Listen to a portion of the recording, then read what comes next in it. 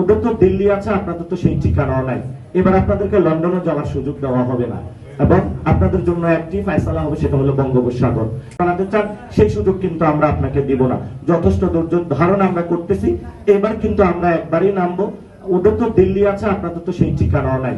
এবার আপনাদেরকে লন্ডনে যাওয়ার সুযোগ দেওয়া হবে না এবং আপনাদের জন্য একটি ফয়সালা হবে, সেটা হলো বঙ্গোপসাগর। এবং সেই বঙ্গোপসাগরে আপনাদেরকে যেতে হবে। কারণ আমরা এখানে কথা বলছি, আমরা মানুষের জন্য কথা বলছি এবং মানুষের অধিকারের পক্ষে কথা বলছি। বাংলাদেশ অনেক গভীর সংকটে রয়েছে। সেই সংকটের মধ্যে চুপপুর একটি সংকট, সেটা আপনারা আবার উস্কে দিচ্ছেন।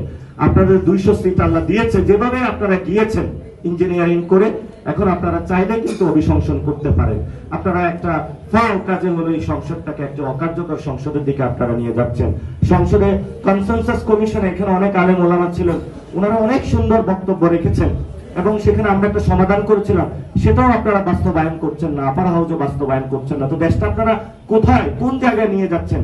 তেল কিনতে যাবেন, সেটার জন্য আপনারা যুক্তরাষ্ট্রের অনুমতি চাচ্ছেন, ওইদিকে মোদির অনুমতি চাচ্ছেন, সব দিকে শুধু অনুমোদন। তাহলে আপনাদের কি মেরুদণ্ড নাই? নাকি শেখ হাসিনা যে মেরুদণ্ড ভেঙে দিয়েছে, ওই ভেঙে মেরুদণ্ড নিয়ে আপনি ক্ষমতা অধিষ্ঠিত হয়েছেন? এই জন্য হলো, যদি মেরুদণ্ড ভাঙা থাকে তাহলে আমরা বলবো বাংলাদেশে ঢাকা মেডিকেল কলেজে আপনি ভর্তি হন, আমরা সবাই ট্যাক্সের টাকা দিয়ে দান খয়রাত করে আপনার মেরুদণ্ড আমরা ঠিক করে দিব। তারপরে আল্লাহর রাস্তায় দেশটা কোথাও বিক্রি করবেন না।